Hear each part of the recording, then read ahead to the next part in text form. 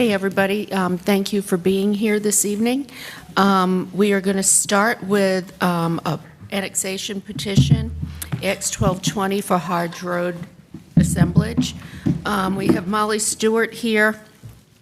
And also, we have a couple of people who would like to speak in opposition. So once we get through the staff report and the updates, we'll start with the applicant and then those who would like to speak in opposition, and I'm going to do 4 minutes per side. Thank you. All right. Good evening. Hannah Reckow, Planning and Development. So the first two items go together, AX1220 and Z1620, so I'll provide an update of both together. And there is no update on the annexation request. It's the same area as the rezoning. The rezoning Z1620 has been amended since the last meeting in response to the discussion about the active recreation area. So there are changes to the PD narrative and one of the plan sheets. I'll go over the narrative first. It is condition 13 that has been amended, and I will go through what the new language says. So this would include a active recreation facility, a 9-hole disc golf course, or another active recreation facility that's approved by the city. If the other option is chosen, it would need to be in support, either the priority programs or highest priority programs laid out in the Parks, Recreation, and Cultural Resources Plan. And then upon request, a portion of that area, at least 5 acres in size and up to the full 24 acres, would be dedicated to the city. And at least 1.5 of those acres would be not encumbered by any major environmental or other impediment as decided by the city. And then the timing of that condition is tied to residential development. So no certificates of occupancy would be issued for any dwelling units until the improvements are completed. So those are the amendments to the narrative. The open space plan and the master plan was also revised to relocate a portion of that active recreation area. The overall size remains roughly the same, though. So those are the changes to the request. I did also want to touch on comprehensive plan consistency, which came up last time as well. The request went through Planning Commission review as the Southeast Special Area Study was pending, and since then it's been adopted. So there are a handful of policies that would be relevant to this request, including one regarding large site development, so encouraging assemblage of properties and planned development districts over piecemeal development, one encouraging regional greenway connectivity between jurisdictions, and one encouraging pedestrian-focused residential development, so having places to collect things like pocket parks and residential development. So these policies would improve the consistency with the comprehensive plan, but the request would still be inconsistent overall. As a reminder, the future land use map, the request is inconsistent with that designation of, which is largely rural residential, which did not change with the Southeast study, as well as a number of vision themes in the comprehensive plan as well. So with that concludes the update. Happy to answer any questions before you proceed. Do we have any questions for staff? Okay. All right. If we could have Molly come up, please. And both of these are together, so 4 minutes per side to address the issues. Thank you. Thank you, Mayor and Council. I have heard 3 particular concerns since last time we were here, so I wanted to quickly go through those. I think these are in response to questions that we've heard. The first that we heard was that the Plan Wake effort was a years-long effort that incorporated a lot of neighbor input, and to not follow that plan would be to ignore the neighbor voices. And so I wanted to describe a little bit about what that plan does. You see this on your screen here. This is Hodge Road and Pool. So the site is entirely within that light green area. And you see that on the right there, that's the community reserve in this plan. Zooming out, so again, Hodge and Pool here. So again, entirely within the community reserve, and that's contrasted with the dark green to the east. That's the rural designation. That's pretty far away from the site. It's not adjacent to the site. Across Pool Road, that is the walkable center. So the community reserve is neither of those things, and those are the uses that we've heard interest in from various parties, whether it should be more of a downtown center with all the amenities or whether it should be more rural. In fact, the Plan Wake effort did conclude it should be community reserve. And here's what that means. So community reserve was defined as something having 1 to 3 stories, which this project would offer, walkable, complete streets, low residential density with a conservation subdivision design. With more than 500 acres and only 1,850 units, that's less than 4 units per acre. That's less than a traditional R4 designation. However, with the 20% open space, you get a concentration of those uses to leave more open space and to start to see the benefits of both those rural and more walkable designations on this site. The uses, both primary and secondary, similarly align with the proposal. For the single family, we're proposing townhouses rather than duplexes, but then small scale multifamily as well as the small scale neighborhood mixed use. I'll skip over this for time, but can come back to that.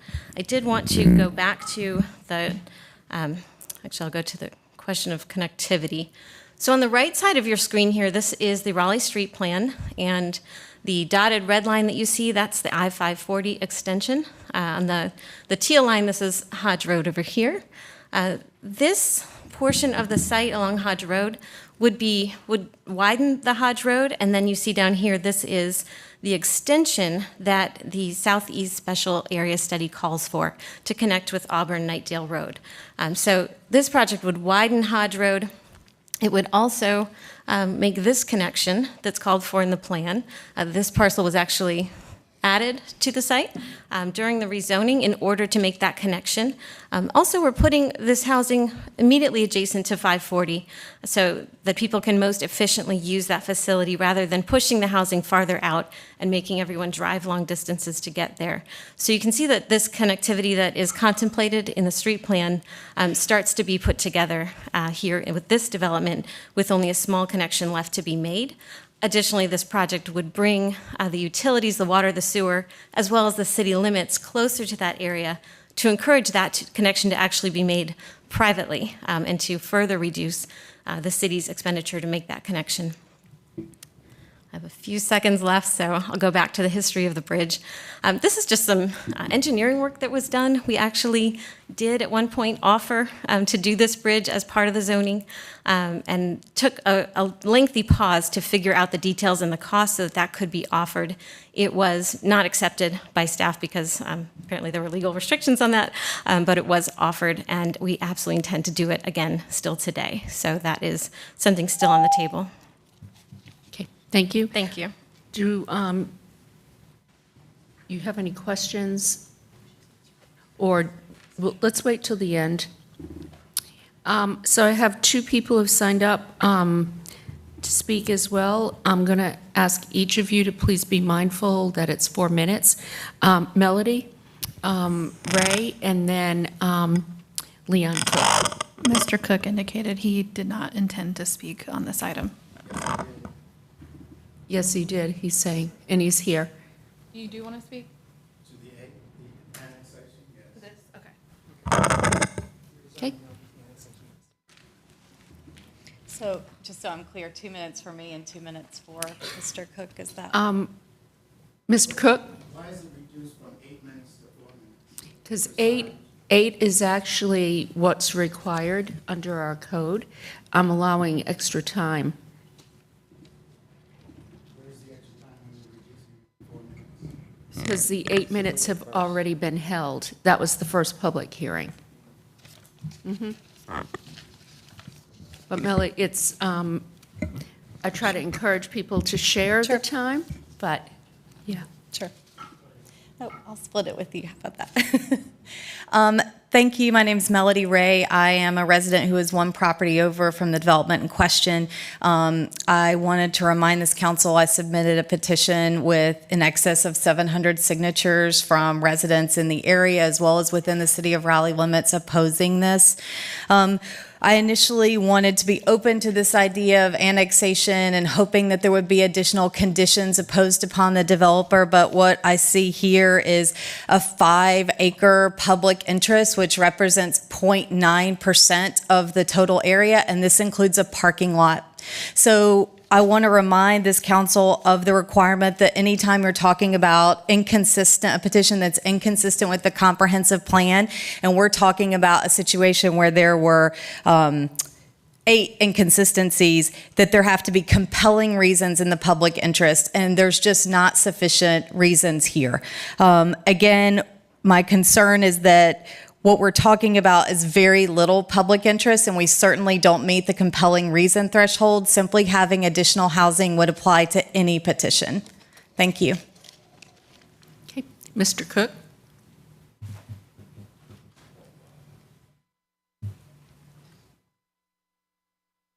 Good evening. A lot less room without the public comment, isn't it?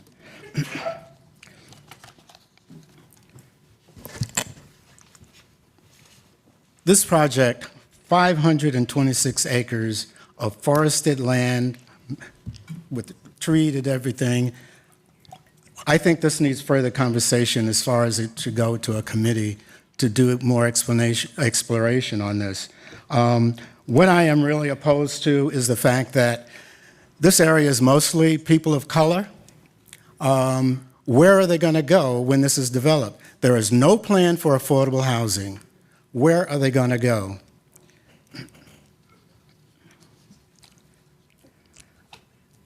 City of Raleigh is short-staffed on both police and fire department. Where are you going to get the extra help to do that when they're short of staff in the existing neighborhoods? So this is something that needs to be addressed. Transportation. There is no transportation up there. So how do you expect people who are being forced out of living in downtown Raleigh because of gentrification and higher taxes, where are they going to go? They can't go here because they don't have transportation to get to their jobs back here in the city.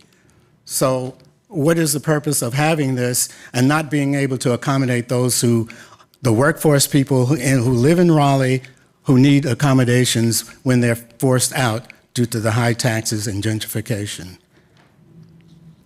Why not send this case to Growth and Natural Resources Committee, for, like I mentioned before, for further study? And I'd like you to consider that in your consideration for the vote on this. Thank you. Thank you. Do we have any questions remaining? Mayor Pro Tem? So this case I know originally was opened in 2020, and here we are in 2023. So I know there's been a lot of conversation, there have been meetings.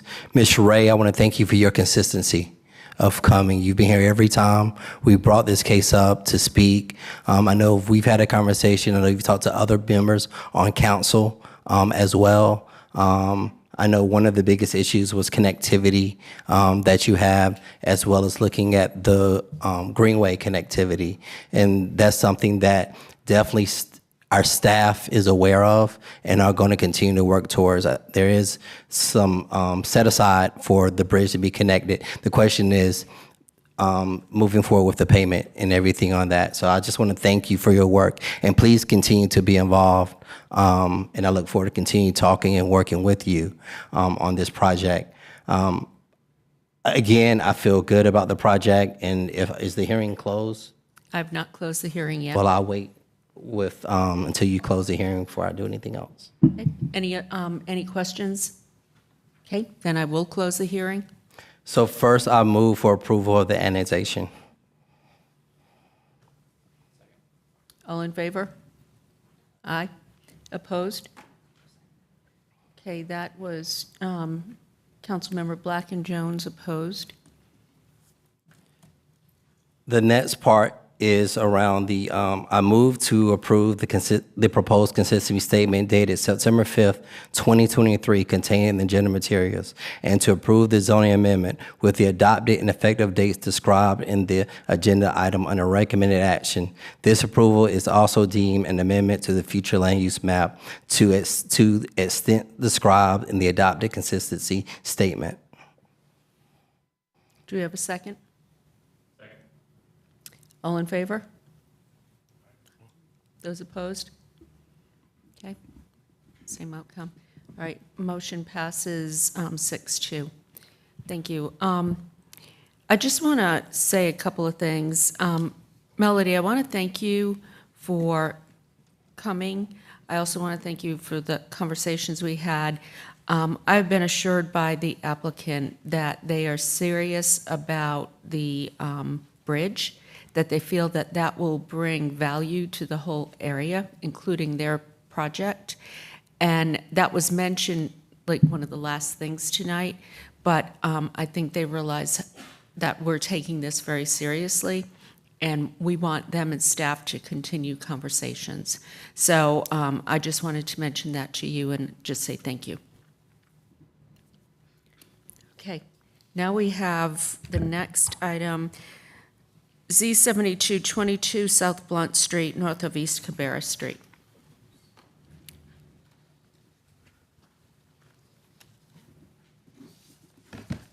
Good evening, Mayor. Good evening, Council. My name is Robert Tate with Planning and Development. This is rezoning request Z7222 at 423 South Blunt Street. This is a request to rezone roughly a tenth of an acre from DX3 urban general frontage with the general historic overlay district to DX12 urban general frontage conditional use. The big change here is the increase in height and also the request to remove from the historic overlay district. This request is overall consistent with the comprehensive plan and the future land use map, and Planning Commission recommends a denial of 6-2.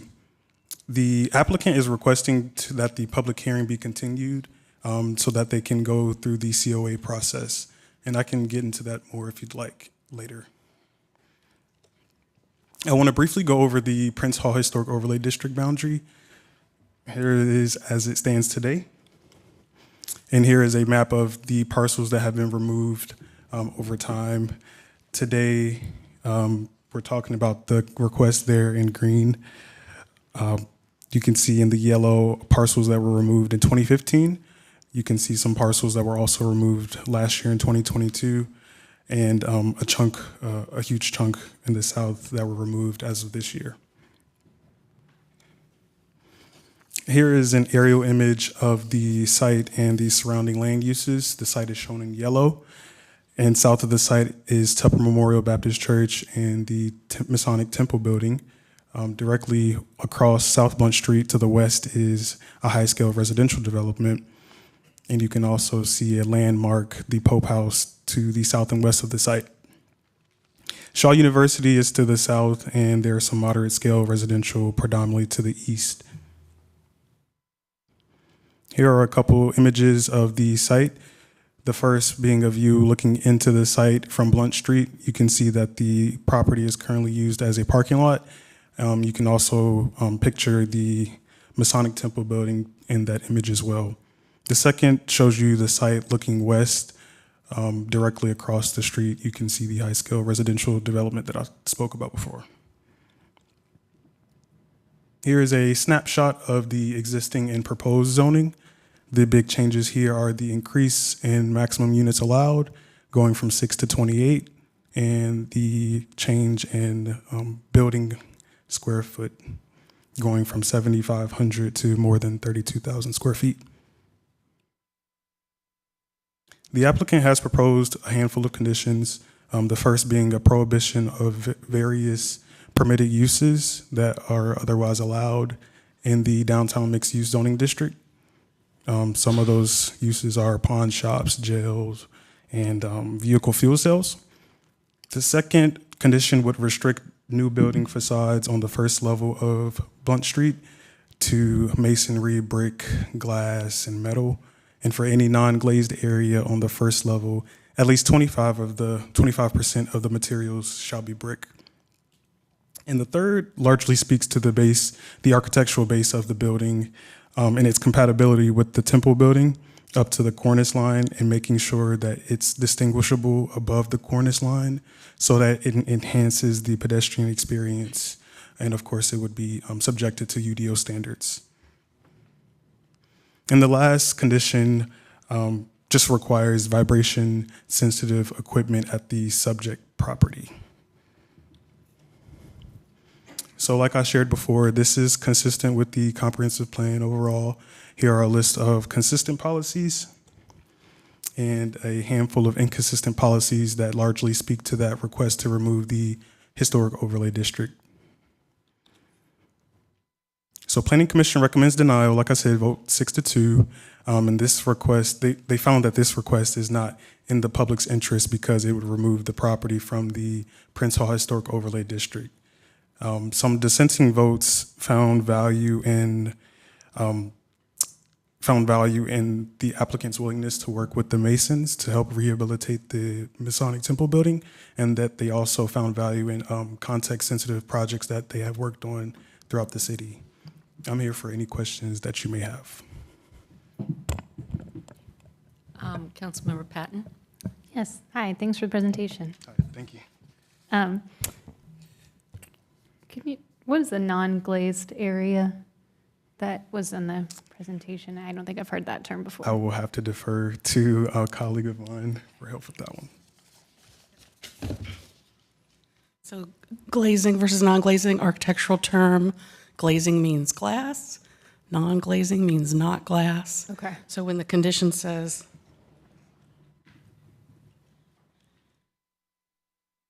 any non-glazed area on the first level, at least 25% of the material should be brick. So they're saying Anything that's in the not area that's not glass, 25% of that has to be brick. Understood. Okay. Right. And then they've also said the facade has to be masonry, brick, glass, or metal. So in theory, they could have 75% metal of the non-glazed area. Got it. Thank you. Yeah. Helpful. I also had a question, just procedurally, if the applicant is requesting to defer to go through the COA process, would it go back through Planning Commission after that, or it would come straight back to us? No, so I can give you a brief timeline of what we could expect or project. So the applicant, if they can submit a application for the COA by next week, they could be heard at the October meeting. And we're projecting that this could likely be at 2 COA meetings. So if they are able to get that approved in December, that this would come back in January and then decided in February. Understood. Thank you. So if they came back in January, that probably would be an opportunity for them. They would know then at that point whether or not they wanted to leave the request as is or put the overlay back into the request. Okay. Helpful. Thank you. Any other questions for staff? Okay, I'm going to open up the hearing. We have, let's see, Matt Paul here representing the applicant, and then we have 2 people signed up in opposition, Eugene Myrick and Jenny Harper. Good evening, Mac Paul here on behalf of Blunt Street Partners, LLC. I'm going to be brief. I'm not going to do a presentation since we're respectfully requesting that this be held for later, come back at a later time. Just to give a quick kind of synopsis of why we're making this request. As you heard, the main bone of contention is removal of the district. And there have been other removals, as you know, one recently and a couple before that. Those were very large sites or larger sites. With continued conversation with staff, the applicant got comfortable with trying to go through the certificate of appropriate process, which is a process that is entailed when you're in a historic overlay district. And I think this will be a very good test case to see how the guidelines apply. It's a small site, it's one building, and it may reveal that, and we were heavily encouraged, it was a very strong and emotional split at RHDC, some feeling like not to go through that process and others feeling very strongly to go through that process. There's an understanding there could be aspects of the guidelines that could be tweaked. So I think this will reveal whether a project like this can work with the guidelines, whether there are aspects of the guidelines that might need some looking at. And then also, I know you continue to look kind of holistically. Originally, the state suggested that parking lots not be included in the district, and they've offered another alternative, removing parking lots, and I know that you had a work session to look at some of that. So I think this will be a good chance to understand a little more deeply about issues with a project that goes through that process. And I would like to let Suhail Alwar speak. And he's an award-winning local designer, did the Saint on St. Mary's, and wanted to say a word. Good evening. Thank you for the opportunity to speak. I just wanted to say a couple of things before we defer this. I feel very strongly about this project because I don't think it's anymore about just our site. We've been working for 1.5 years to help renovate the building next door because I think it kind of really has to work in synchronicity. We can't build a really shiny new building next door and have a building that is sitting there boarded up. It's been sitting there for a long time. So I have been working with the Masons now for over 1.5 years to secure them a grant, and I think we have been successful at doing so. And I think that money was going to go to fix up the building and try to integrate both buildings and create a project that is really substantial for that corner, and I think it'll have a very strong economic impact on the area and on that neighborhood. Now, there has been some opposition saying that it's Black history, that we're coming in and doing something that's outside the realm of what historically this neighborhood is like. But I think that the reality is, if we want to, save the history of the neighborhood, we need to revitalize it. We need to bring it back to what it was. This is a dusty parking lot. It's gravel parking lot, and it's sitting there. It's been sitting there for years. The building next door is boarded up, and it's time for us to do something. We're there, we're a willing participant, and we're willing to go back to the COA and create a building that is sensitive to the neighborhood, sensitive to the historic area, and really working closely with the people next door. And the Masons whose the neighborhood is named after, the Prince Hall, are in favor of this project. They're in favor of the height, they're in favor of the project. And I mean, that's really all I have to say. So I hope you consider it next time I'm in front of you that we can push forth with this project. Thank you. Thank you. Do you have any questions for the applicant? I do have one question. Actually, Mac may be able to help us. Actually, you can help as well. It has to do with the time frame, because when we had a conversation, you mentioned November, but hearing the information from staff of the multiple meetings in October, the time frame to push this back, is it November or January?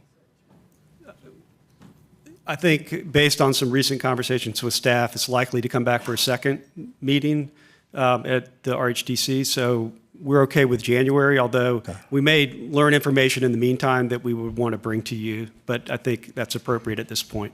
Okay, thank you. So that first meeting in January? Yeah. Is what we're looking at deferring it to. I'm hoping that this would go a lot quicker, obviously, because time kills projects like this, and I've been at this for about 1 year and over 1.5 years now, between the conversation with the Prince Hall and the people there and trying to help them get the funding for the renovation.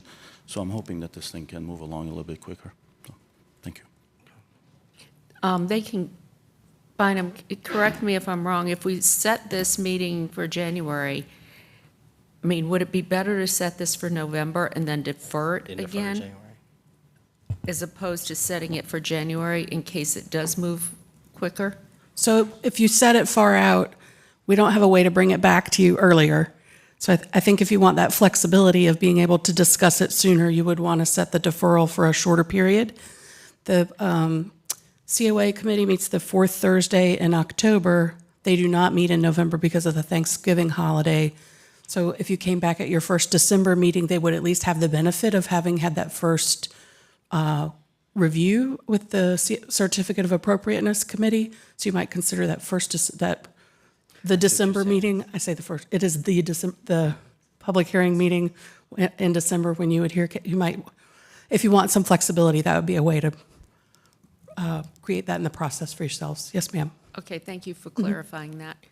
Okay, it was Councilmember Jones, and then Councilmember Patton, did you have a question as well? Yeah, I'll go next. Okay. Go first. Yep. Good evening. Thank you so much. I was wondering if you could walk me through, because I was at that meeting for RHDC, and I remember the split. I remember that, and I remember the comment. They said, "I wish that you had gone through the COA process first," because a lot of them, that was, and I know you and I have spoken about that as well. So can you walk me through the decision to not go through that process? Because had we done it first, we wouldn't be waiting so long. So help me understand why the choice was made to not do it first. Well, I mean, I will just say it arose from additional conversations with staff and the applicant about what that process is. And you heard at that meeting the very strong opinions from RHDC about the viability. And I don't think you couldn't convince, the one side could not convince the other side who was right. But I would just say after that meeting, there continued to be conversations with staff, and the applicant got comfortable that that process is viable and wanted to agree to pursue it. Whereas earlier, the feedback was not that it was really viable. So that was obviously had that, and this is a recurring issue, as I said, is most of the other cases have been much larger sites. But that feedback had been, don't try it. And I think through further conversation, it's something that he wants to pursue. Awesome. In the other cases, because there's been, I don't know, 5 or 7 cases, how many of those have you sent through the COA process? Well, there have been 4 in Prince Hall, and none of those went through the COA. And again, it was based on feedback from the very beginning about the height being non-compatible with the standards that would be applied. And again, you heard like the strong opinions about that, but that was early on a pretty consistent feedback that it's not viable. Mm-hmm. Okay, I just wanted to elevate that to everyone, that was a comments made by the RHDC that a few people probably would have voted the other way if they had gone through that process first. So just wanted to make sure that was at the table. Thank you. Councilmember Patton. Yeah, hi. I just wanted to talk a little bit more about the assistance to the Masonic Temple. It sounded like you've helped them secure a grant. What are you able to share the amount of the grant? Well, I spoke with them earlier, and they would like not to do that at this time because it's kind of in transition right now. Sure. Getting rid, so they didn't want me to. Well, I asked them if I could, and they said if you could wait. Okay. Until the funds are in their bank account. So. Okay. And so at the risk of pressing you too far, is it going to cover the funds that they've secured, going to cover the entirety of the need? And is there additional financial assistance you might be providing them? I am in negotiations with them to provide more funding, not necessarily from my side, but because obviously I have a lot of money to spend on my end.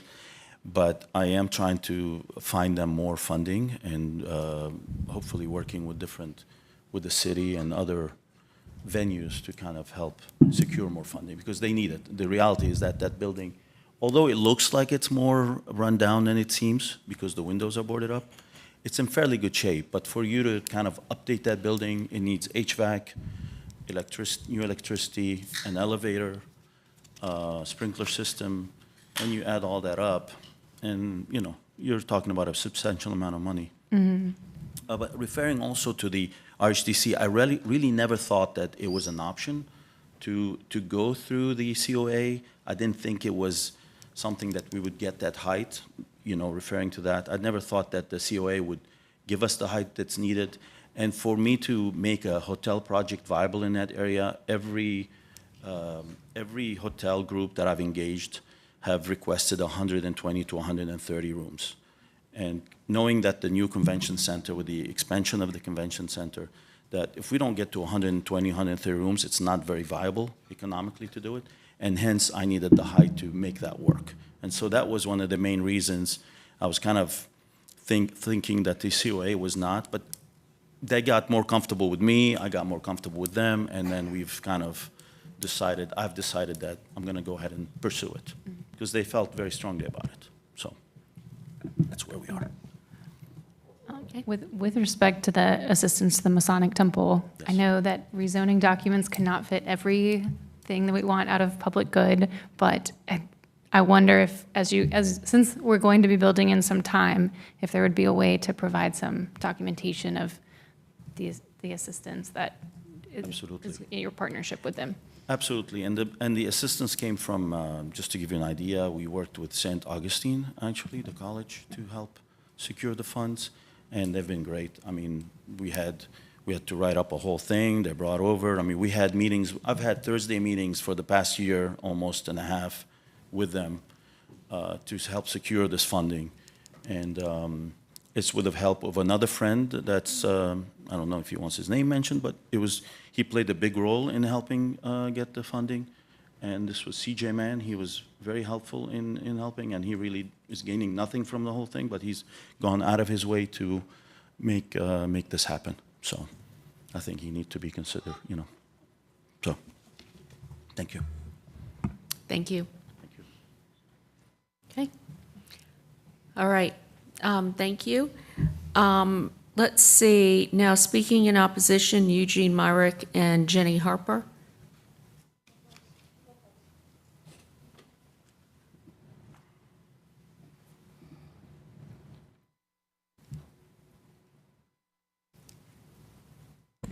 Good evening. Just a question for clarification.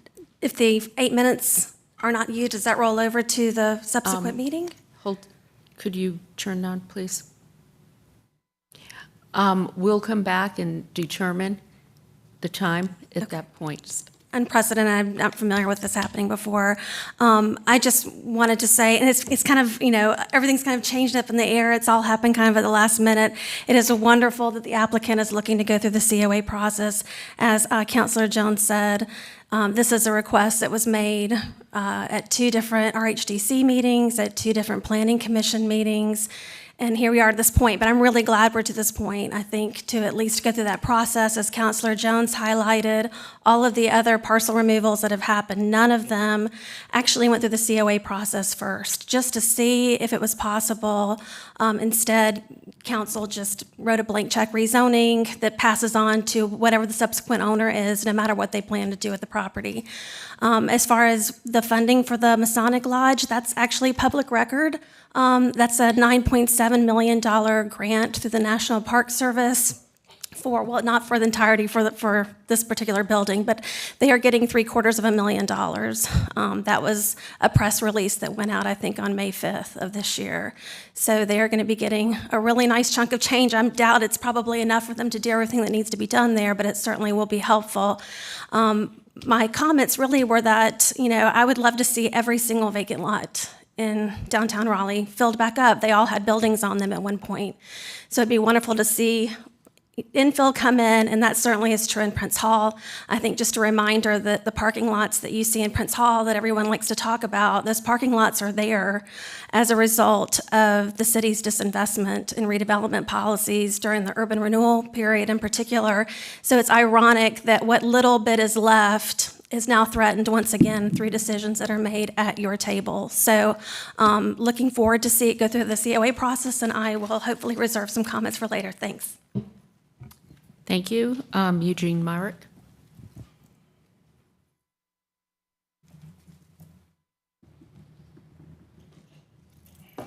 Good evening. Eugene Myrick, Southeast Raleigh resident.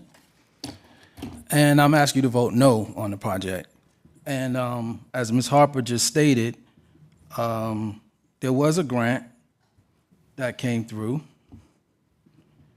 I'm just trying to find that document. So there was a grant that came through, as she stated, through the National Park Service Award for $9.7 million. And it's my understanding, let me just try to get the accurate number here, that through St. Augustine's University, that the Masonic Lodge should be receiving $749,000. Now, it's my understanding, I think it's only like a 3-4-story building. It doesn't take $750,000 to improve HVAC, plumbing, a roof, and electric. So I had a conversation with the gentleman as well, and my problem with this is once again dismantling the black community, dismantling the Prince Hall Overlay District. And when I think about 0.13 acre in a 12-story building, I mean, I'm fortunate. I live less than 10 minutes from here, and I'm almost on a half acre. And I wouldn't want to put a 12-story building in my neighborhood I think that would be disgusting, actually, in regards to my neighbors that live next to me in Biltmore Hills. This is once again changing the structure of Southeast Raleigh. But I do have some prepared statements here since I have a little extra time. So I once again ask you to vote no, and because I feel like this is another quid pro quo project that I call it. Not quid pro quo, quid pro quo. And I say that because the gentleman mentioned C.J. Mann, who also had ties to this project. It should be noted that he recused himself from the Planning Commission, and the Planning Commission still voted no. In spite of the number of absences that he had on the Planning Commission, this council voted him back in. So think about how that looks when this planning commissioner, who has direct ties to this project, if the Planning Commission votes no and the City Council would support it, when on his website, we know that he's endorsed Councilmember Branch, Councilmember Melton, and Councilmember Ford. That don't look good. But to get back to my, my statements here, Councilmember Branch represents District C. But like I said before, Councilmember Ford and Councilmember Melton, you two are at large. So you also are responsible for District C. Black voters are going to make up the difference in who sits in that mayor's chair next year. Despite what y'all think, black voters are going to make up the difference in who sits in those two at-large chairs. Black voters are definitely going to make up who sits in that District C chair. And it's a good chance that it probably won't be Councilmember Branch. And it's a good chance that he won't be sitting over in that mayor's chair neither. So to tie yourselves to Councilmember Branch, because I call it quid pro quo, because we sat here when we had that Shaw University rezoning. We were sitting right here in this chamber when he looked at Councilmember Harrison and said, I'm going to support you in your district. Remember that on the next case. That's the textbook definition of quid pro quo. With that being said, it's no coincidence that since the rezoning of Shaw University, I don't think it's a coincidence that the Lightner House is burned down. You go on the other side of Shaw, I think it's 619 Blunt Street, that house is now burned down. What I'm thinking now is that plenty of properties now in Southeast Raleigh are going to start magically burning down so that they can be redeveloped. We're going to start looking like the Bronx from 1970s and 80s. Look up The Bronx is Burning for those of you that might not know about it.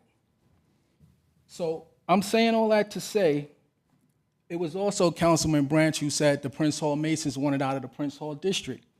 But I have not met one Mason that wanted out of the Prince Hall District.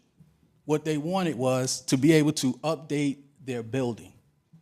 They have a $250,000 grant to update their building. There are certain things they will or will not be able to do. I doubt if they will be able to use that building as an entrance to a 12-story hotel once they get this $750,000 grant. There are just certain things that they will not be able to do. Once again, I would just like to say, you're talking about 0.13 acre. Shaw University might be a little bit further down the road, but this will change the Prince Hall District immediately, which is currently still in that overlay district. I'm asking you all to stop piecemealing the destruction of this black neighborhood. We don't want to just be remembered. We want to be seen. And I'm asking you all to vote no on this project. Thank you. Thank you. Okay, so we've been asked to continue the hearing. Councilmember Branch? Yeah, is the hearing closed? No, we have to leave it open to Well, leave it continue the open, that's hearing. fine. I just ask that we hold this open until December 5th. Do we have a second? All in favor? Aye. Anyone opposed? Okay, we'll continue the hearing until December 5th. Thank you.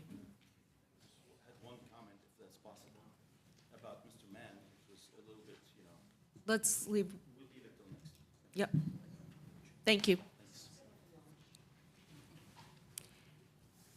Okay, next we have rezoning Z9022 Rock Quarry Road in Diamond Drive.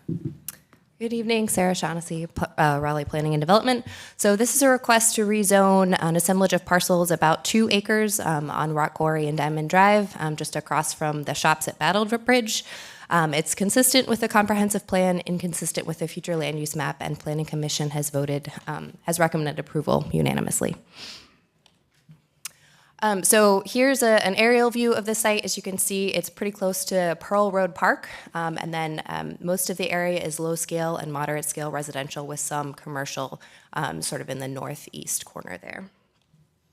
Some additional views of the site. Currently it is vacant and wooded. The proposed zoning would increase the allowable housing units that could be built on the site and change the setbacks.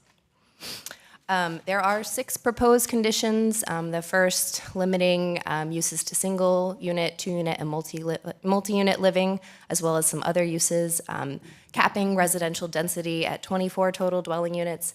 And then the last 4 conditions offer protections of a well that is owned and operated by Aqua NC that serves about 50 neighbors in the site. There is an offer of no building within 60 feet of the well, an offer of cross access through the site to the well so that the owner can access it, no grading within 30 feet of the well, and then a double silt fence along the limits of disturbance during grading and construction. And just for context, I've circled the parcel here where the well is located. It's adjacent to the assemblage of parcels to the south there. Consistent with a number of comprehensive planning policies, inconsistent, as I said, with the future land use map. There is also a noted fire service issue. That issue would be in place whether or not this parcel was rezoned or not. If approved, the request would amend the future land use map from low-scale residential to moderate-scale residential. And again, Planning Commission has recommended approval, finding the request to be in the public interest because it increases housing supply in this area. I'm happy to answer any questions. Do we have any questions for staff? Councilmember Patton? Yes, hi. The well, is 60 feet sufficient? Like, how is that vetted? How do we know, like, why was the 60 feet selected? Or you can let the applicant speak to it. I might let the applicant speak to that because he was working with the Aqua NC to determine that. Yeah. Okay, that's fine. And then, has the fire master plan gone out for bid yet? No, okay. Just gonna keep asking every time. Pat Young with Planning and Development. We had a meeting this morning to finalize that scope. We got a little bit more work to do, about a week or 2, but then it'll be out on the street by the end of the month. Okay, I'm going to open the hearing. No one has signed up in opposition. Yes, Worth Mills is here representing the applicant.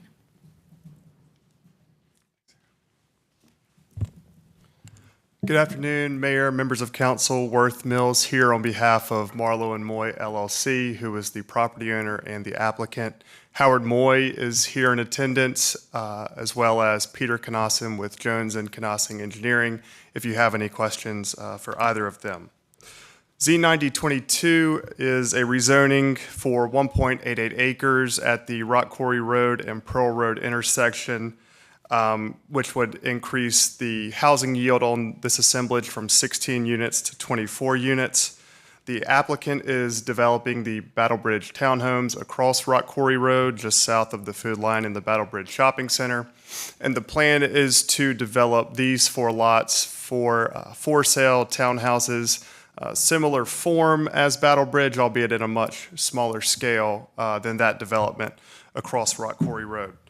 The rezoning would increase housing near the Battle Bridge Shopping Center, and it is compatible in scale and building form to both existing housing and planned housing in this area. So the Battle Bridge townhomes across Rock Quarry Road, this preliminary subdivision was approved in 2022 for 83 lots. And just south of the Battle Bridge townhomes are the Magnolia House apartments, which were completed in 2011. So there are some existing housing variety in this area within the Battle Bridge area, and this rezoning would again further that, add more housing variety, again a for sale townhouse product within walking distance of the Food Line. The assemblage is currently zoned R4. The R4 district permits the townhouse building type, albeit limits it to 2 units per building. So again, this rezoning would allow us to build a more traditional townhouse development, again, in a similar form as the Battle Bridge townhomes across the street. While the future land use map is low-scale residential and staff has deemed this request inconsistent with the future land use map, the low-scale designation does contemplate a mix of housing options, including apartments and including townhouses. Staff's rationale for the inconsistency is that R10 is not a listed zoning district that corresponds to low-scale residential. But again, we have limited the total development to 24 units here. Under an R6 zoning, the applicant could build 13 single-family homes, 26 duplexes, and 18 townhouses. So we contend that because of the additional housing types that are permitted under R10, coupled with the reduction to only 24 maximum units, that this rezoning request is compatible and is consistent with the future land use map designation, and that is a decision for council to make alone. Although we cannot add a frontage to a residentially zoned district, I think the urban form map here is illustrative of what we're trying to accomplish.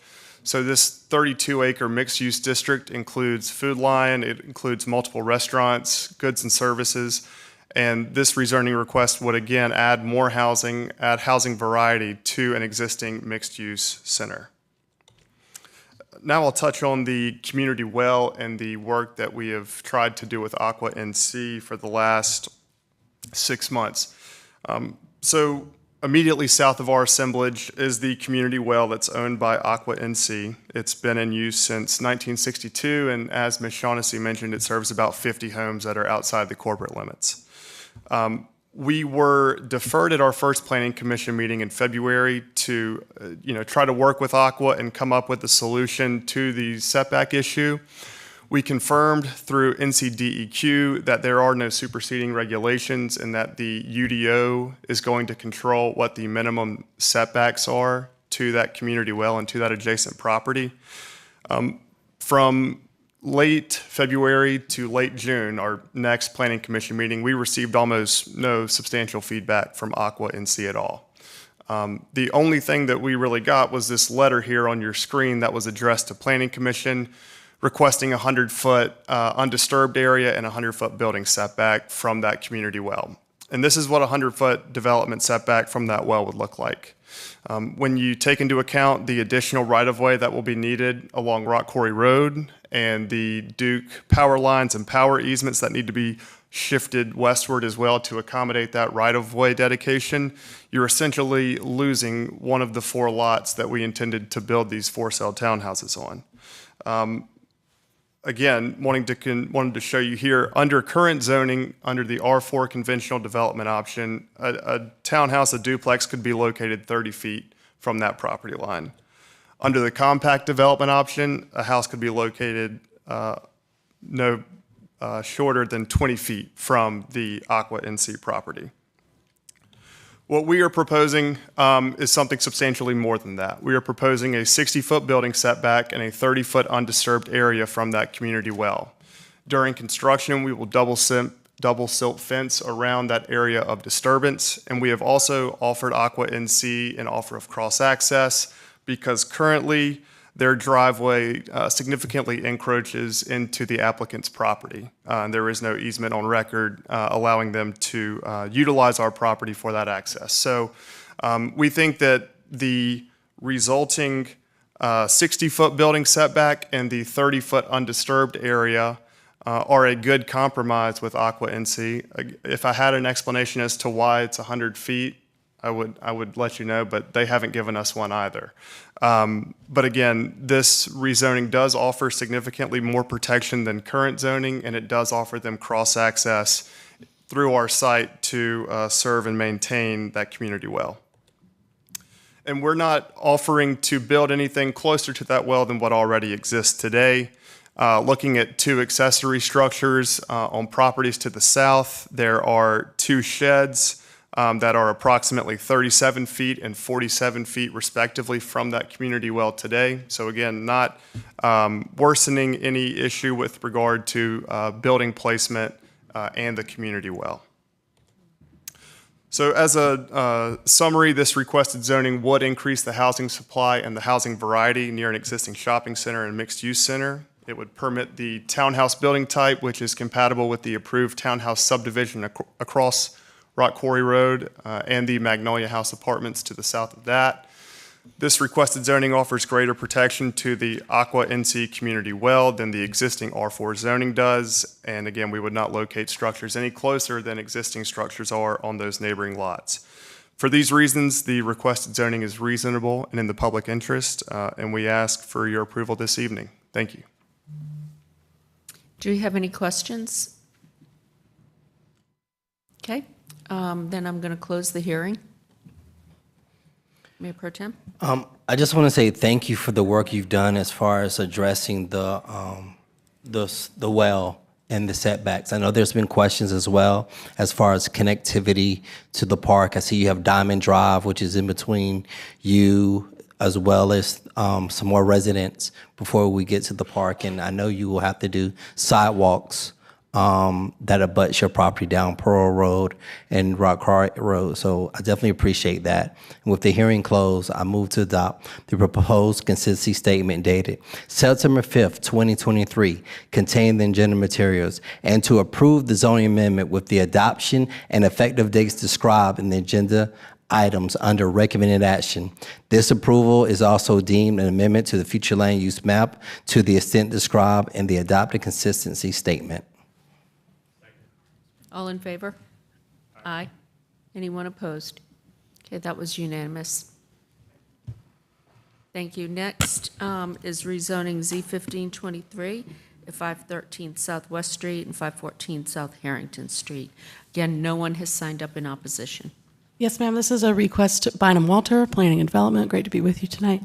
This is a request to rezone just under half an acre from DX5 with an unlimited frontage. The height will increase, the frontage will remain the same. Some conditions are being offered. This is consistent with the comprehensive plan, the future land use map, and the urban form map. Planning Commission recommends approval. If you're feeling some deja vu, you may remember there was a case immediately south of this that's immediately adjacent to the Fairweather. So this is a set of lots up from that. So here's that view of the site, due west of Red Hat, southwest of where we are tonight. So this is between Harrington and West, north of Lenore.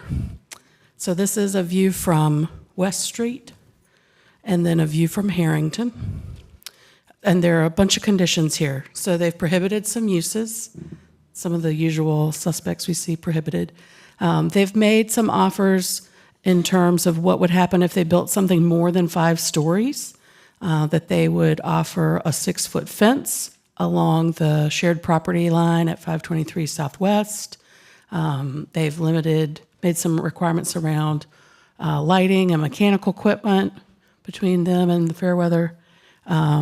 They've made some requirements about a building facade that has a 0-foot setback from the shared property line. And some transparency requirements as well. Then for the first 5 stories of any new building facade made some requirements about illumination, signage, balcony location, building material, articulation requirements. And the very specifics of that, of course, are in your backup. I'm talking to you at a very high level here from the podium. They've also made a requirement about offer in writing to the Fairweather for a structural survey and conditions about what if the Fairweather doesn't respond. And then a requirement around vibration-sensitive equipment. So what's happening here, the allowed building height is increasing, which could be expected to allow more residential units. The office square footage that could be allowed would go up. Retail square footage changing modestly. This is consistent with the plan overall. No inconsistent policies were identified. This is recommended for approval by the Planning Commission. The no vote here is actually a commissioner who stepped away from the table without a conversation with the chairperson, and so that absence is recorded as a negative vote. But otherwise, support from the Planning Commission. What questions could I answer for you before you open the public hearing? Any questions of staff? Okay, I'm going to open the hearing. Who do we have? Chobe coming forward, and again, nobody has signed up in opposition. Good evening, member. Good evening, member. Good evening, Mayor, members of council. Toby Coleman, Smith Anderson, 150 Fayetteville Street. I'm here on behalf of the applicant and property owner, Cabarrus and West. Bynum did a great job of outlining the rezoning proposal. So the only thing I'm going to add, and we are available for questions, is just to give you a sense on sort of the map. So that property to the south in blue is the property you rezoned last year, the DX12. And this property is sort of in between a 12-story, sort of 2 12 stories, and then the Fairweather to the south. All of the zoning conditions, or most of the zoning conditions, basically mirror what was proposed and approved by this council on that property to the south. And those were in conjunction with extensive conversations with the Fairweather condo residents. This is to give you a sense on what Cabarrus and West is considering. They actually submitted a plan for a 12 and 5-story project last year, got almost through site plan approval, and then with basically changing interest rates and other things, they decided to take a breath. And one of the things they realized is that having a split 12-story building created some inefficiencies. So the original plan was for about 298 units. Chip Dillard's here and could answer any questions, but they don't anticipate having a huge increase of units here, but it would allow for more efficient spacing, some larger apartments, things like that. And I will note, just because I love this story, we got to the point with the Fairweather where we pretty much got everything resolved. I hope they would agree with that. And the last thing some of the neighbors asked for was there's going to be a pool on the 5th-story terrace. So some of the neighbors approached us and said, "Hey, could we get in the pool?" So that's a separate conversation outside of what y'all are doing. So available for any questions. Okay, do we have any questions? I think Chip is considering it, but obviously it's sort of outside of the zoning conditions, so we'll work on that separately. Thank you. All right, with no other questions, I'm going to close the hearing. And I move to adopt the proposed consistency statement dated September 5th, 2023, contained in the agenda materials, and to approve the zoning amendment with the adoption and effective dates described in the agenda item under recommended action. Second. All in favor? Aye. Anyone opposed? Okay, that was unanimous. Thank you. And then lastly, we have TCZ 1623, Midtown Exchange. We have 4 people who signed up in opposition.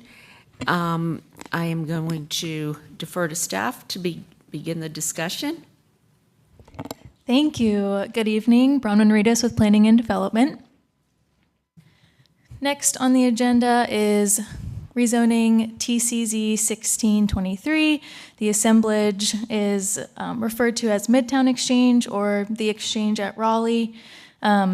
The request is to amend zoning conditions, so the base zoning district of commercial mixed use and the existing kind of height allowances with that of 7 stories and 20 stories are not changing with the request. It is consistent with the 2030 comprehensive plan, and Planning Commission recommends approval. So again, the site, you may know it as Midtown Exchange.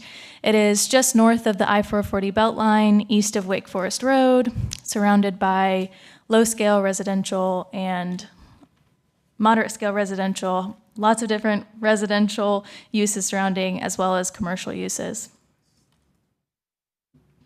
Here are some views of the site from St. Albans Drive and Social Street.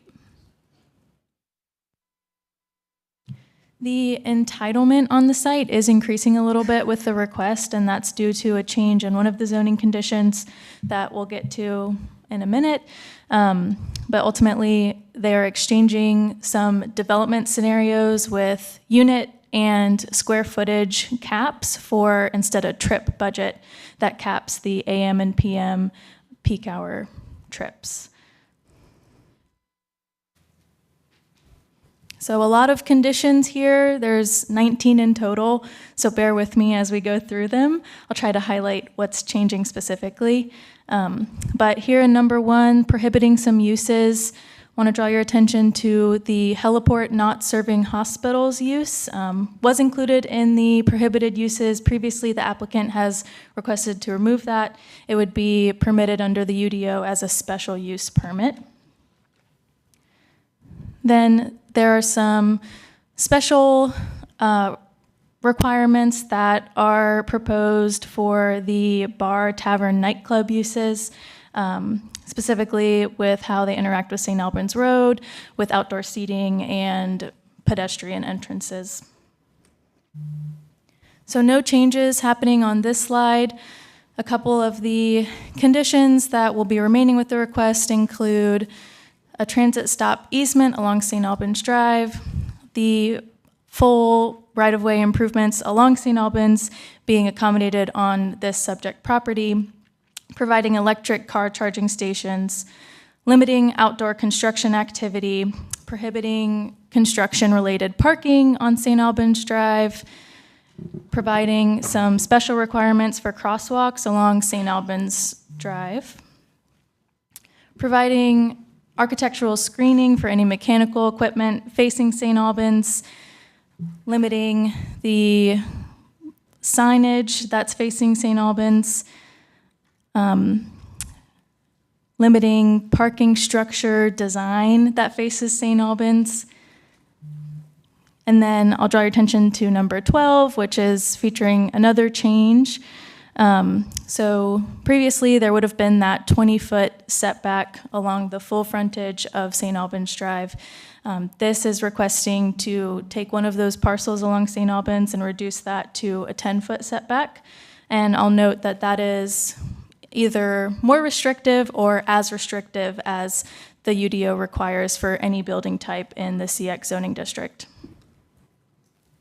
Additional evergreen plantings provided along St. Albans, providing some building height step downs, requiring retail and restaurant uses to be located in a multi-story building on some particular properties on St. Albans Drive, requiring emergency phones on each level of any parking structure, putting some requirements on the lighting along St. Albans.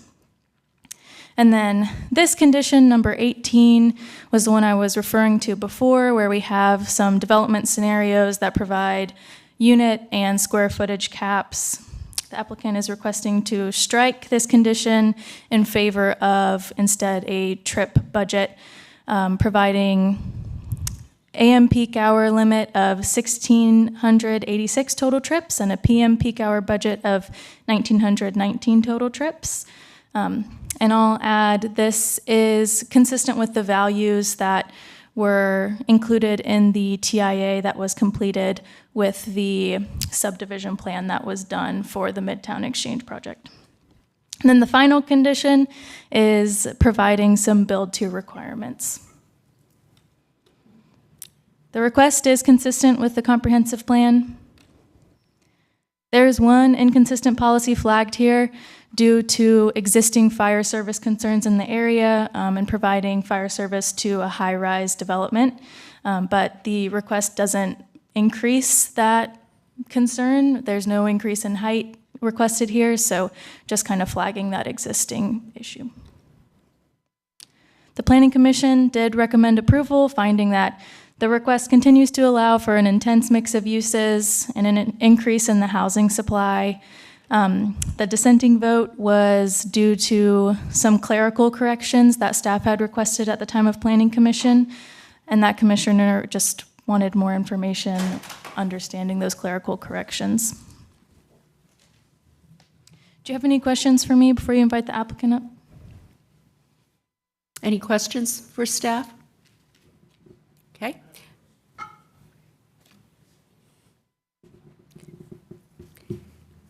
We will now ask whoever is representing the applicant to come up. Set the time for 8 minutes. And as I said, we have 4 people signed up to speak in opposition.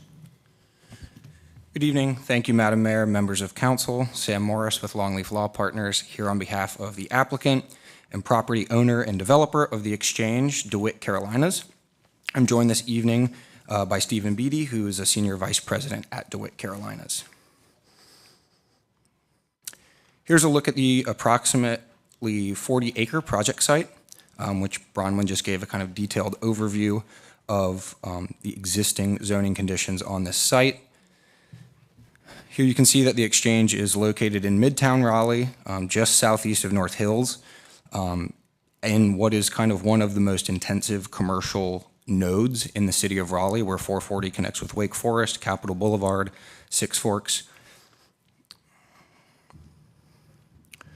And so just a little bit of background about DeWitt and the Exchange. DeWitt Carolinas was founded here in Raleigh by 2 lifelong friends and lifelong Raleigh residents who actually grew up just a few miles from the project site. DeWitt itself has been headquartered in Midtown for over 20 years, so they have a deep connection and a love for Midtown Raleigh as a company. Their goal for the Exchange is to be one of, if not the most attractive and innovative developments in the entire city of Raleigh. And truly something that we all can be proud of and that they can be proud of in perpetuity as a company. Here's a conceptual rendering of a full build-out of the Exchange Raleigh. The Exchange is slated to host office, apartments, condos, hotels, retail, and restaurants, all centered around a 4-acre park. Here's a look at the social towers, which are sort of the centerpiece of the Exchange. Construction of the first tower on the left is well underway, and it is slated to be the first building in Raleigh that is both LEED and WELL certified.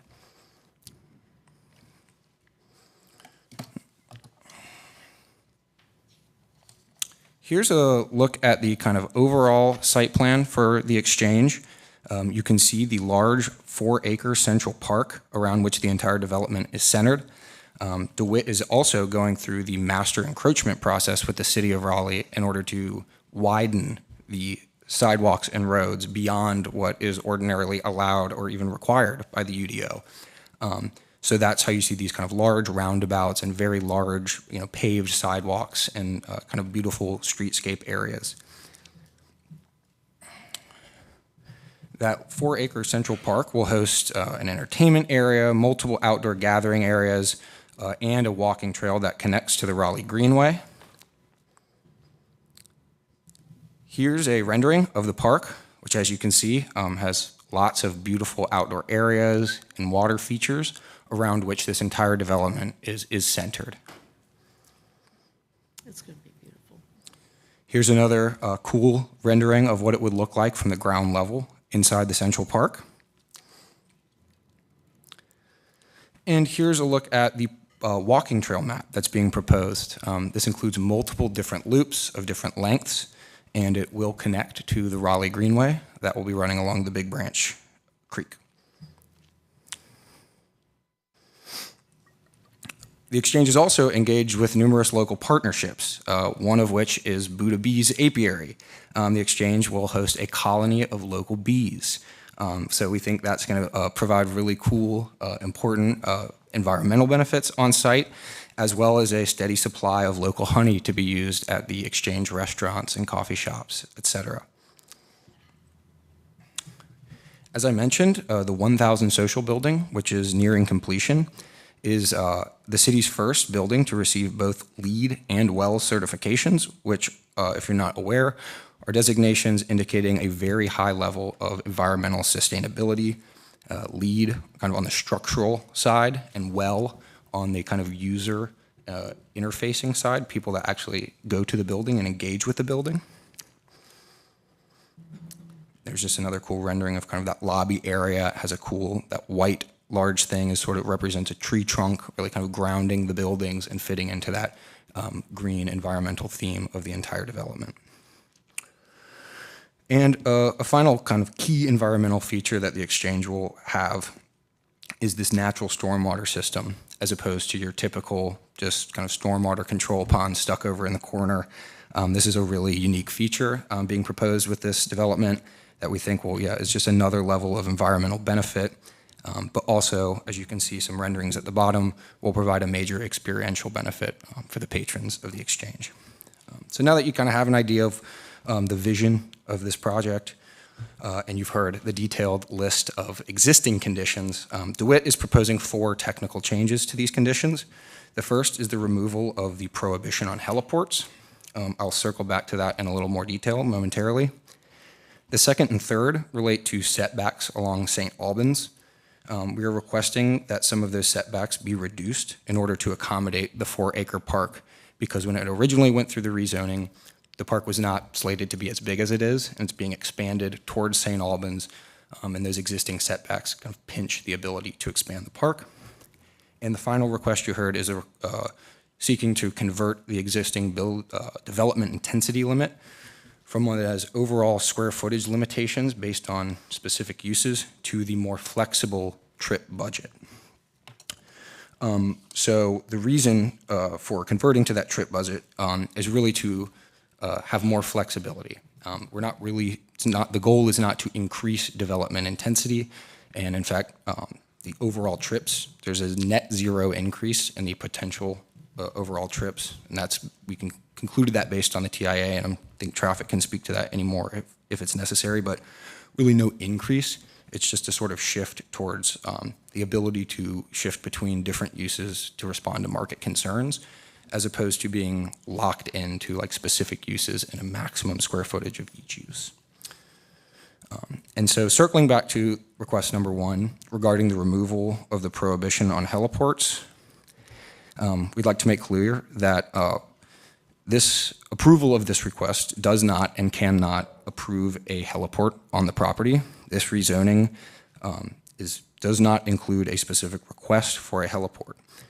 We are simply asking to have the right to request a heliport like anyone else in the CX zoning district, and that would be subject to the special use permit process in the city of Raleigh, which includes a duly noticed public hearing, and the Board of Adjustment can place mandatory conditions on any kind of health, safety related issue that the public brings up, and DeWitt Carolinas is absolutely willing to kind of commit publicly to work with the entire community on ensuring that those kind of health and safety concerns are addressed should a special use permit ever be requested.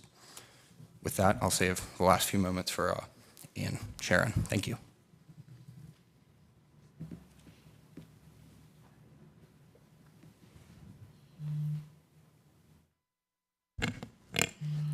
Hello, I'll cut back to the last sentence on my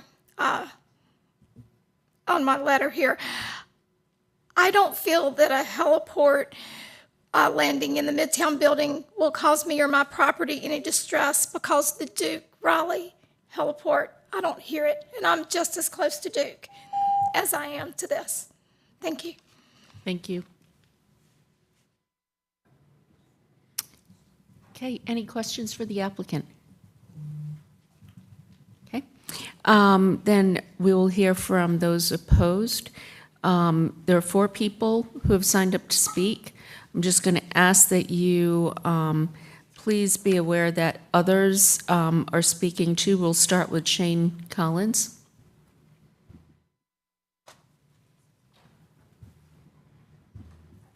Before I start the clock, how many minutes do we get for 4 people? You get 8 minutes. Okay, thank you. So it's Shane Collins, Nora McCann, Del Monte Crawford, and Leon Cook. I'll try to keep this short. Shane Collins, North Hills. I live in the area. I have helicopters flying over North Hills from the airport with the Air National Guard, hospitals, and with TV stations. So there is some noise from helicopters already.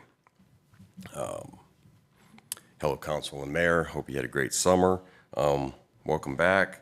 I'm here in opposition to TCZ 1623 only for the heliport. And DeWitt says we're not requesting a heliport, but the number 1 item was that they wanted the prohibition on heliports removed. So they are requesting a heliport.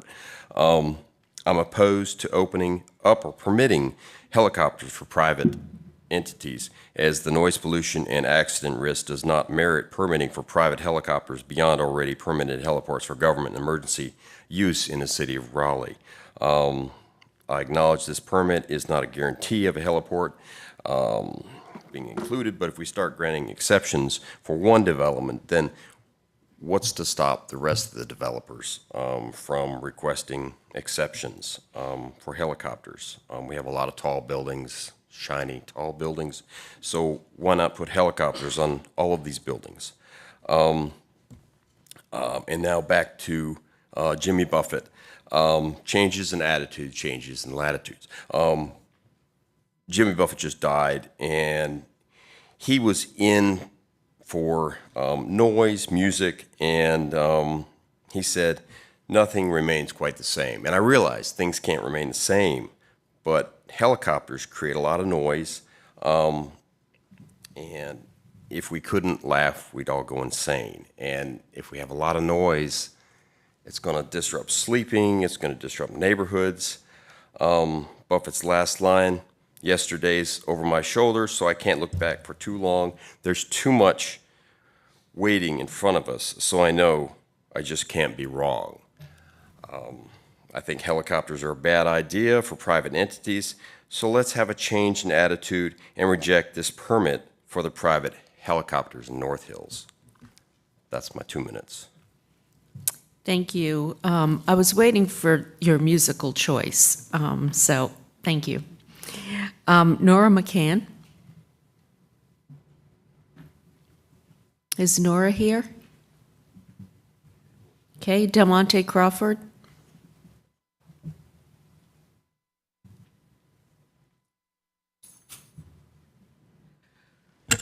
Good evening, Council. I am here in opposition to the rezoning. Number 1, Shane Collins does bring up a great point about the heliport. In respect to the applicant, I do understand that the city of Raleigh is moving in a direction that is innovative, that is fast-paced. But when we think of Fire Station 9, who would essentially take 4 minutes to get there, but if they don't have the appropriate apparatus, Station 10 would have to get there, and it would take about 15 to 20 minutes for that particular station to get there. We have to think about the safety measures. Also, off of St. Albans Drive, I understand that they're building this top-class building, and it's going to benefit our community. But I've seen something similar like this in Hampton, Virginia, called Peninsula Town Center. They had mixed commercial use. There had been meetings about a heliport, which obviously did not get approved. But here we are in 2023, Peninsula Town Center is just a parking lot. And so for me, I feel like with this rezoning, it pushes gentrification further in a way to where District A is already trying to rebuild from the pandemic, trying to rebuild as renters, just trying to rebuild. And Councilwoman Black, I just feel like if this rezoning is approved, it pushes more of the renters out of the district that we're trying to build and will push us and honestly suppress us further to where we're trying to find more affordable housing in District C and District D. And I feel like with this rezoning aspect of it, it's really telling the people of Raleigh that we don't care about you living here. We care more about a helipad that doesn't even benefit the Duke Hospital. And if I'm not mistaken, I don't even think Duke has a helipad. And even when it comes to Duke Hospital, they too would have to purchase a special permit. I understand that the applicant is wanting the rights, but when we think of the safety of having a heliport there, when we think of the hospital there, we really need to put an emphasis on safety in District A and rebuilding District A to a point where renters don't have to live paycheck to paycheck. And I feel like with this particular rezoning, Councilwoman Black, it doesn't help the renters in that area. I do thank you. Next is Leon Cook.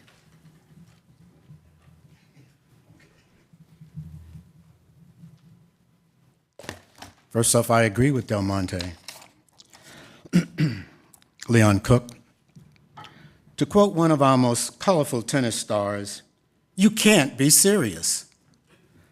Have you driven along Navajo Drive? I did. There are hundreds of affordable housing units along that street, housing at least 1,000 residents. The plans are to replace these NOAA units with almost 40 acres with 1,350 not so affordable units. None of them qualify as affordable, workforce, or low income. Again, I ask the question, where are all those displaced, mostly working residents to move to in Raleigh?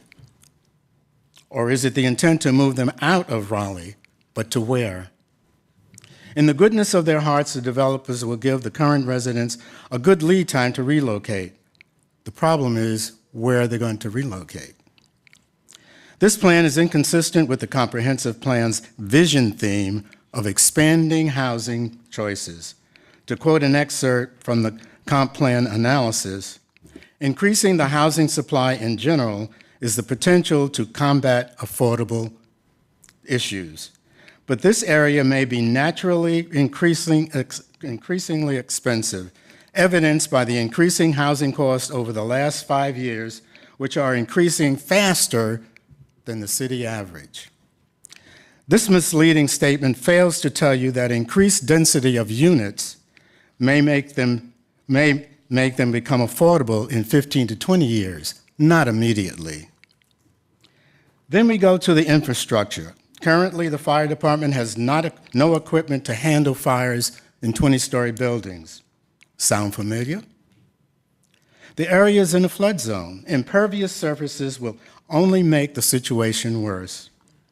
The location is close to employment options and transportation, but how many of the new residents will work the service positions available? The potential for a heliport really screams affordability. Thank you. Okay, thank you. Do we have any questions?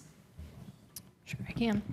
Can I just clarify, there are not any current residents on this property. It was forested and now it's under construction, is that right? That is correct. There's no existing use of any kind on the property other than the office building that's under construction. So yeah, no existing housing of any kind on the subject property. And no housing was destroyed in the creation? No housing was destroyed at any part of it, yep. Got it. Looking forward to increasing the housing supply in the area by putting units on this property for the first time. Yeah, I was just a little bit confused about that too, because I was like, I thought it was an office building. So this was a rezoning that's already gone through, and we're just going through and like refining some of the language within it. So it's already an office park that's becoming like a mixed use, more office park, and you just want to add a few things to it, correct?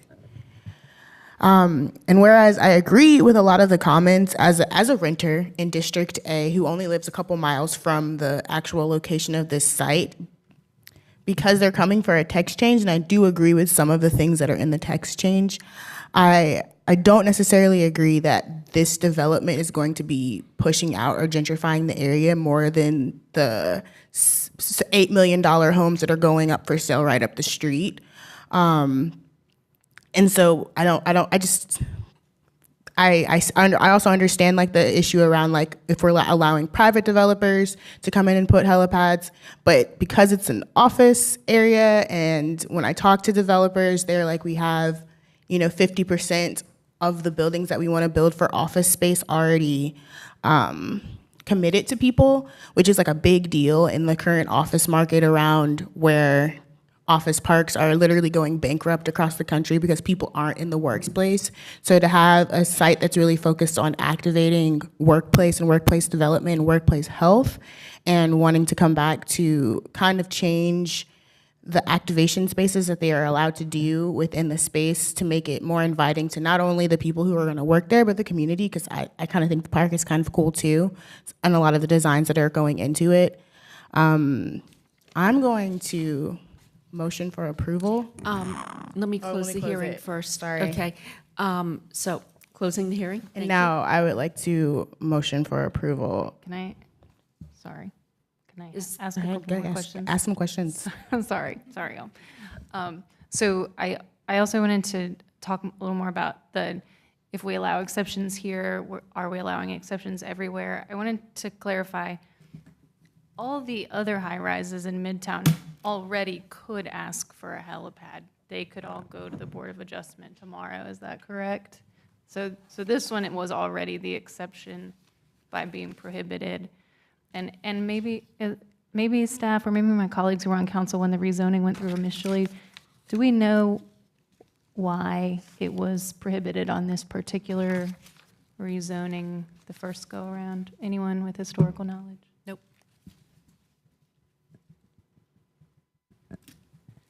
Sounds like we probably have the best information on this. It was sort of lumped in unwittingly into the first condition, which, prohibits, kind of blanketly prohibits a list of, sort of principal uses.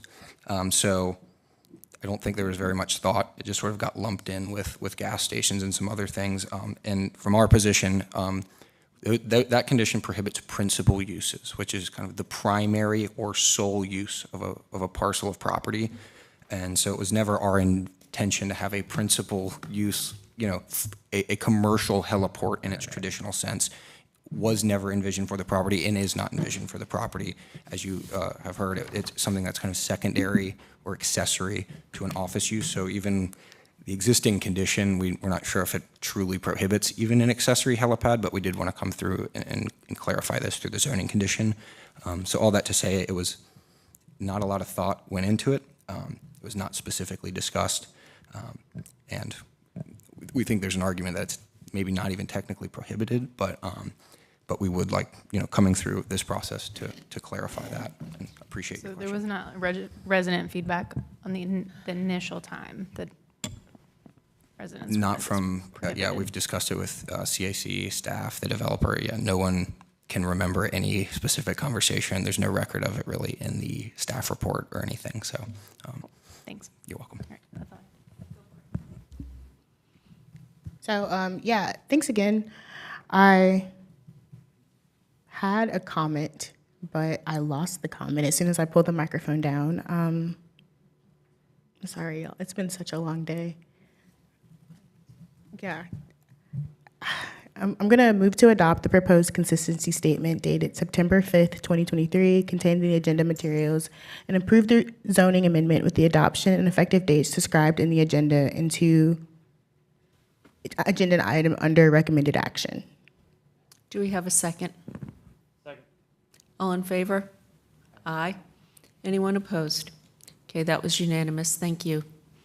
Okay, that was the last item of this evening. Just want to say thank you to everybody for attending, and the meeting is adjourned.